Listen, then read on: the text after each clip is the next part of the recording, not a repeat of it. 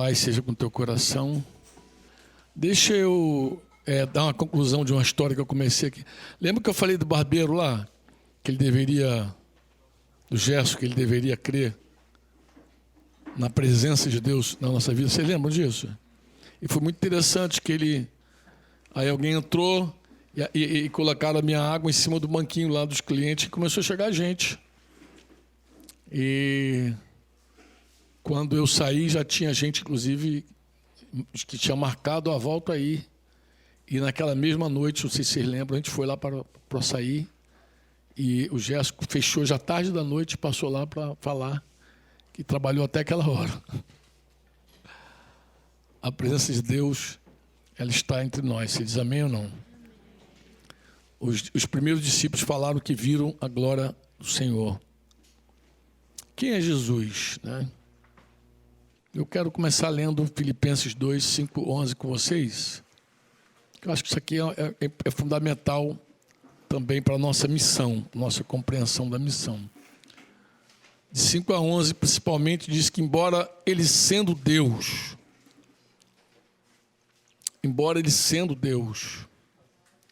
não considerou que ser igual a Deus fosse algo a que devesse se apegar. Em vez disso, o que ele fez, amados? Esvaziou a si mesmo. Você lembra que o primeiro ensino do Sermão do Monte é felizes os pobres de espírito, né? Os esvaziados. Eu costumo dizer para os irmãos, antes de se humilhar, você precisa se esvaziar. Esvaziar é um processo difícil, né? Tem gente que quer se humilhar sem se esvaziar. Quer descer sem se esvaziar. Primeiro, o que precede a humilhação é esse esvaziamento. E ele esvaziou a si mesmo, assumiu a posição de escravo e nasceu como ser humano. Nasceu como ser humano. Quando veio em forma humana, o que ele fez? Se exaltou? Não, humilhou-se. Foi o quê? Obediente até a morte, morte de cruz. Por isso, por essa razão, o Pai, né, o Deus o elevou ao lugar de mais alta honra e lhe deu o nome que está acima de todos os nomes, para que ao nome de Jesus, o quê? Todo joelho se dobre, nos céus, na terra e até, e toda língua confesse que Jesus, declare que Jesus é Cristo, que o Messias é Senhor, para a glória de Deus, o Pai. Hoje, na nossa caminhada, né, não me recordo em que momento, né, a Júlia de Vitória Conquista começou, a gente começou a falar um pouquinho sobre a política, né, do Brasil e tudo mais, e comecei também a compartilhar com o Javier e com a Júlia, que estavam ali, um pouco da minha compreensão sobre o reino de Deus e a política. Já há muitos anos falo que a primeira visão interpretada, né, sobre o reino de Deus é o sonho de Nabucodonosor, da estátua. Daniel interpretou, falando sobre os reinos, né? Inclusive a cabeça de ouro era o próprio reinado da Babilônia, era o próprio Nabucodonosor, depois os medos e persas, os gregos, né? Prata, bronze, até chegar aos romanos, que era o ferro com barro, os pés da estátua.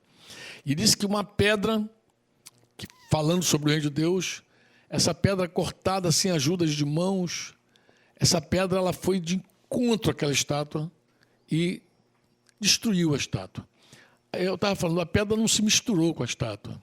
O reino de Deus não se mistura com os reinos desse mundo. Não tem nada a ver. O reino de Deus está acima de tudo. Mas quando a gente fala de reino de Deus, irmãos, é muito interessante, porque assim, quando a gente fala de reino de Deus, as pessoas, em geral, elas espiritualizam muito. Elas não compreendem que a gente está falando de um reino de verdade. Deus fez aliança com Abraão, Deus... Ele renovou a aliança dele com Moisés lá, com base em Abraão, depois falou com Davi também. Com Davi ele fez uma promessa muito interessante, ele falou que manteria um herdeiro no trono dele. Um rei reinaria. sempre. A gente sabe que está falando de Jesus. A gente sabe que aquela adoção de José foi um negócio espetacular, né? Ele trouxe, né? Ele permitiu Deus cumprir a promessa que ele fez a Davi, principalmente, né? Que naquele trono sentaria um rei. Israel, ele esperava esse rei. Eles vieram do cativeiro e não tinham rei. Eles receberam como um rei temporário ali, mas indicado por Roma, não era direito, né? Nem era judeu ele, Herodes o Grande. Sobre Herodes o Grande, Flávio Josefo, historiador lá mais mencionado, mais conhecido também, que é um cara também do contexto ali, não só histórico, mas um cara que viveu também naqueles dias. Flávio Josefo chamou Herodes o Grande de monstro. Alexandre, o imperador, chegou a dizer, não chamou, ele disse que um porco de Herodes tinha mais segurança, ela vivia melhor do que os filhos de Herodes. Por que o imperador falou isso? Porque Herodes matou 3 filhos dele. 3.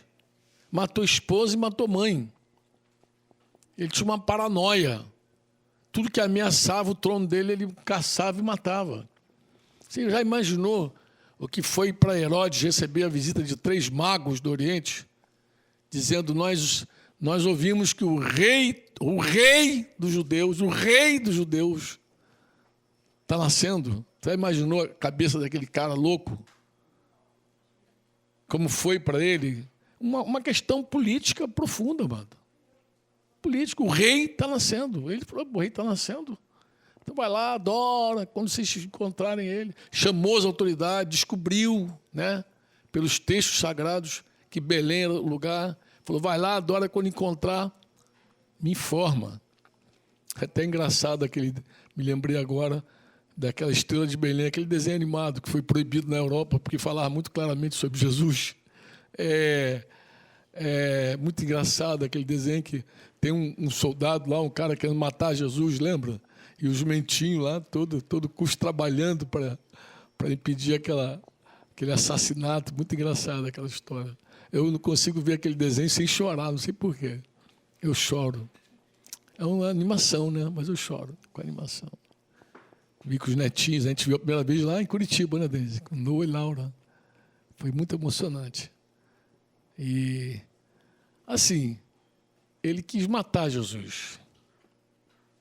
E na raiva, na ira, na cólera, ele mandou matar todas as crianças. Jesus foi, então, advertido por um anjo, José, e agora o anjo não fala mais com Maria, só fala com José, lembra disso? Interessante esse detalhe, né? Falou com Maria quando ela era solteira, depois que ela casou, só falava com José. Então falou com José, uma das vezes que falou, vai para o Egito.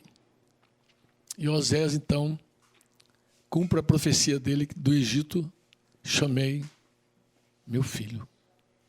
O texto de Filipenses, Paulo vai dizer que ele assumiu a posição de escravo e nasceu como ser humano.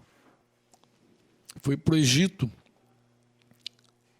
e Osés vai dizer, do Egito chamei meu filho. Muito provavelmente quem lia Osés, quem lê Osés até hoje, sem a revelação de Jesus, vai pensar que ele está se referindo a Israel, né? Que Deus tirou lá no Êxodo do Egito. Mas Mateus disse que ele estava se referindo a Jesus, que era mais um cumprimento da profecia do Egito, chamei Jesus. É muito interessante. Jesus, ele eu não sei qual é a palavra correta para isso, mas ele sobrepõe, talvez seja sobrepõe as imagens que os judeus tinham da história de Israel, né? Jesus veio do Egito como Israel foi tirado do Egito. Jesus foi batizado no Rio Jordão, como Israel, segundo Paulo, foi batizado no Mar Vermelho, né? Jesus passou 40 dias no deserto. Israel passou 40 anos sendo provado, né? Jesus também foi provado no deserto por 40 dias. Né? Israel recebeu do Monte Sinai a lei. Jesus, no Monte das Bem-aventuranças, explicou a lei, né? Na verdade, ele interpretou corretamente a lei, aprofundou a lei, dando lá o famoso Sermão da Montanha, né? Então, ele tem uma relação muito interessante, Jesus e Israel, porque ele é o rei de Israel. Ele veio como rei mesmo, rei de verdade. Rei de verdade. A promessa que o Senhor fez. Não foi à toa que os magos foram lá adorá-lo como rei. Ele era um rei. E eu estava falando, nós já temos um rei. Nós já temos um Senhor. E eu não quero espiritualizar porque é real. Somos peregrinos em terra estranha. Nós não temos que brigar para eleger ninguém. A nossa solução nunca esteve em nada que fosse humano. Acho que Cláudio falou em algum momento com vocês aqui que, embora a gente aconselhe os discípulos sobre as eleições, a nossa oração é: venha o teu reino e seja feita a tua vontade, porque a vontade de Deus pode ser diferente da nossa, né? Até do nosso conselho, porque Deus é soberano. Eu estava falando isso com a Julinha, especialmente com o Julinha Javier, estava ali pegando carona, né?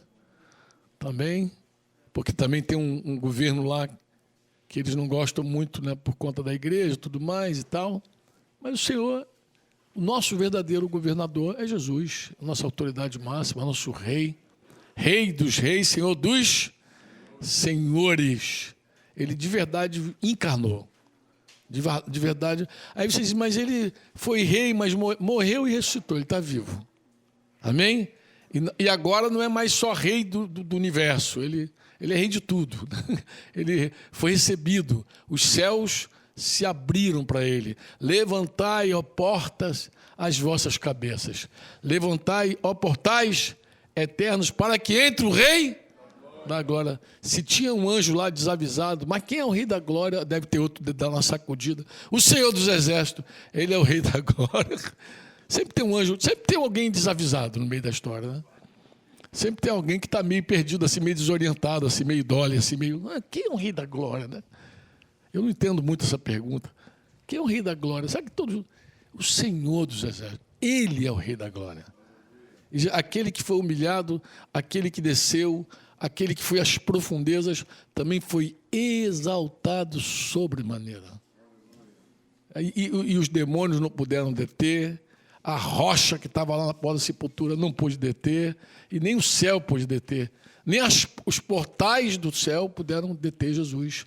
Tudo se alargou, tudo se ampliou para receber o glorioso, aquele que o Pai exaltou sobremaneira e deu um nome a ele espetacular, sobre todo nome, é sumo, é a soma de todos os nomes, e é o nome do Senhor Jesus Cristo. Cristo Messias, Cristo Messias é a mesma palavra, né? Um puxando para o hebraico, outro para o grego. Cristo, o Messias, todo joelho agora se dobra diante dele, toda a língua confessa, e no céu, na terra, de baratão, todo canto, Senhor Jesus.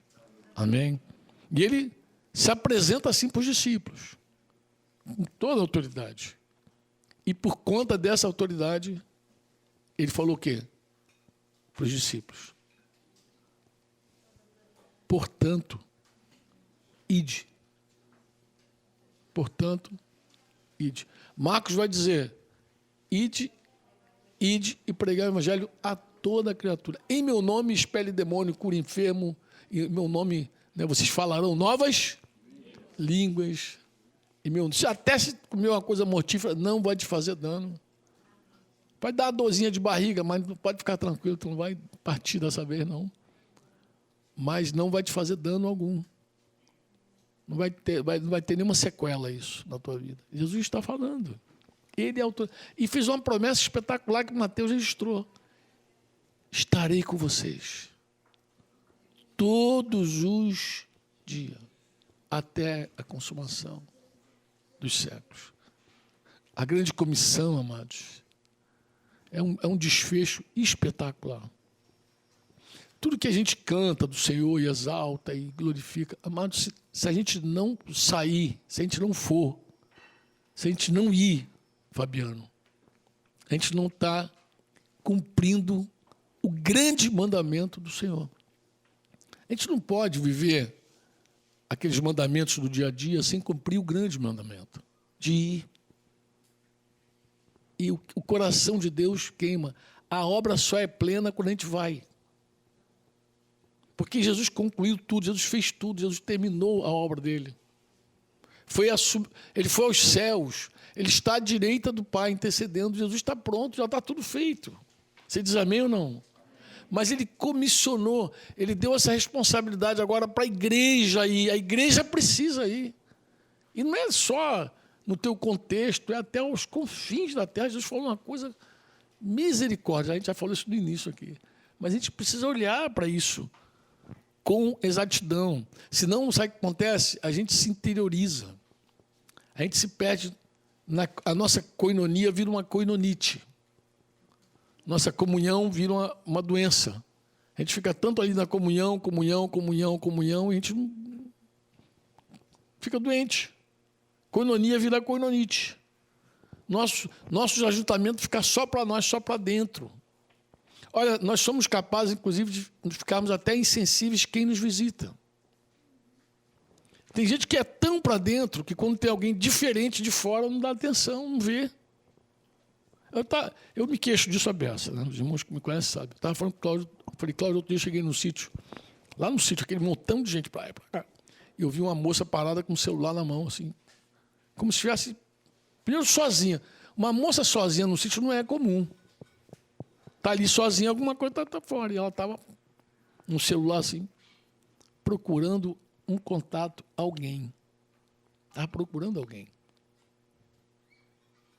E eu parei assim, eu falei, cara, eu vi que vários irmãos passam, eles não notam. Primeiro, não nota que é um rosto diferente, e não nota que a pessoa está procurando, ele não tem sensibilidade. Agora aconteceu a mesma coisa lá na pracinha. Lá. Chegou uma moça lá, a moça ficou assim, puxou o celular e ficou. Eu falei, Denise, aquela moça está procurando alguém ali. Eu já ia levantar para falar com ela, está procurando alguém? Eu ia falar com ela. Mas aí a Taslane saiu lá de trás, encontrou, deu um abraço e achou. Que ela estava procurando, ela achou. Mas as pessoas não percebem, porque a gente vive para dentro. A gente não está com o olho para fora, a gente está para dentro, o tempo inteiro focado dentro. Aí eu me aproximei da menina e falei, você está procurando alguém? Ela, estou, muito sem graça assim. Estou. E eu vi que ela nem me conhecia. Falei, essa menina não me conhece, eu também não a conheço, então ela não sabe, não conhece ninguém aqui. Porque é mais fácil conhecer a nós que estamos ali, os presbíteros. Estão sempre ali, além da cabeça grande, está sempre falando ali, né? É mais público, é mais fácil alguém nos conhecer do que a gente conhecer aquela galera toda. Mas é muito mais fácil. Mas como eu vi que ela nem tchum, nem tchan, ela nem me conhece, nem não sabe quem eu sou, que joia. Ela está visitando a gente completamente, está totalmente sem saber quem somos. E eu falei, mas quem você está procurando? Aí ela me deu o endereço da menina que ela estava procurando. Aí ela falou, estou procurando. Aí eu falei, vamos fazer o seguinte, vamos entrar. Vamos entrar. Sabe qual foi a dica que ela deu, Fernanda? Para achar. Sabe não, mas ela deu uma dica. Ela falou assim, ela tem um cabelo assim. Aí eu falei, olha, vamos entrar, tem um salão lá dentro ali e tal. Vamos entrar, porque aí, lá dentro, mas aí quando ela já estava entrando, a santa que ela estava procurando, já estava vindo ao encontro dela ali. Aí se encontraram e tal. E aí estava entregue ali, vai. Foi assim. Mas eu percebo que a gente corre o risco de não perceber que a obra de Jesus se conclui, se completa na nossa missão de fazer discípulos. A gente fica tão assim, a gente fica perdido na glória. Isso é um perigo, amado, estou falando sério. É um perigo muito grande. Você pode dizer amém ou não? Porque a gente sabe um monte de coisa sobre Jesus. A gente citou aqui, a gente cantou Colossenses 1, 15 a 19. Pois por meio dele todas as coisas foram criadas. Né? Porque o Filho é a imagem de Deus invisível, supremo sobre toda a criação. Amém? Nos céus, na terra, todas as coisas que podemos ver e as que não podemos. Como os tronos, reinos, governantes, as autoridades do mundo invisível. Autoridade, eu nem sei o que é isso. Autoridade do mundo invisível. Não tem, a gente não sei o que é autoridade do mundo. Tudo foi criado por meio dele e para ele. Ele existia antes de todas as coisas e mantém tudo em harmonia. Ele é a cabeça do corpo, que é a igreja. Ele é a cabeça do corpo, que é a igreja. Ele é o princípio supremo sobre os que ressuscitam dos mortos. Portanto, ele é o primeiro em tudo, pois foi do agrado do Pai que toda a plenitude habitasse no Filho. Mas ele é a cabeça da igreja. Se a cabeça quer que a gente vá, a gente não pode ficar. Se a cabeça comissionou a gente, falou, vocês precisam fazer discípulos. É a cabeça que disse, pô. A recomendação, olha, a missão de vocês é essa. Vocês já viram como isso consumiu os primeiros discípulos? Vocês já viram como isso foi consumidor? Você já viu? Deus, vou terminar aqui, Deus concluiu, vou dar aquele intervalo, né? Deus, ele fala por meio de Jesus. Essa é a maneira de Deus falar. Mas Jesus está aqui. O corpo dele está aqui. Você diz amém ou não? Aqui está a boca do Senhor, os braços do Senhor, os pés do Senhor estão aqui. Eu não me recordo em que país do mundo, mas é um país perseguido. Que quando eles batizam e a pessoa sai da água, eles fazem uma declaração mais ou menos assim. Jesus agora ganhou mais 2 olhos para ver, ganhou um abraço para abraçar, uma boca para beijar, 2 pés para andar e um coração para amar. É assim que eles tiram a pessoa da água. Jesus está ganhando. Jesus está ganhando agora. Mais 2 pés, mais 2 braços, mais 2 olhos, mais 2 ouvidos.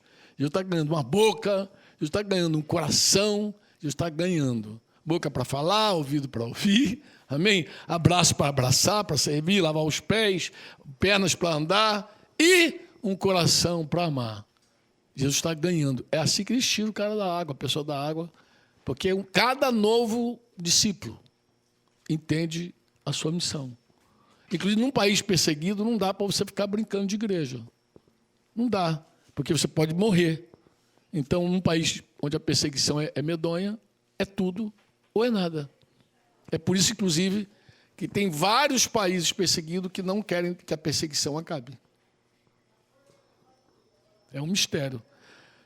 Por muito tempo, Deus falou várias vezes de diversas maneiras. Eu estou lendo Hebreus 1, de 1 a 3. A nossos antepassados, Hebreus não está falando com os judeus, por meio dos profetas. E agora, nestes últimos dias, ele nos falou por meio do Filho, o qual ele designou como herdeiro de todas as coisas e por meio de quem criou o universo. O Filho irradia a glória de Deus, expressa de forma exata o que Deus é e, com sua palavra poderosa, sustenta todas as coisas. Diz comigo, com sua palavra poderosa, sustenta o quê? Inclusive a nossa missão. Jesus sustenta a nossa missão, porque a nossa missão não é possível na carne. A gente não tem como fazer discípulo no braço. Quem sustenta é Jesus. Você pode dizer amém ou não? Amém. Depois de nos purificar dos nossos pecados, sentou-se no lugar de honra à direita de Deus, majestoso no céu. 1 Timóteo 2, versículo 5, vai dizer assim, pois há um só Deus e um mediador entre Deus e a humanidade, o homem Cristo Jesus. E a humanidade precisa saber disso. Quantos podem dizer amém?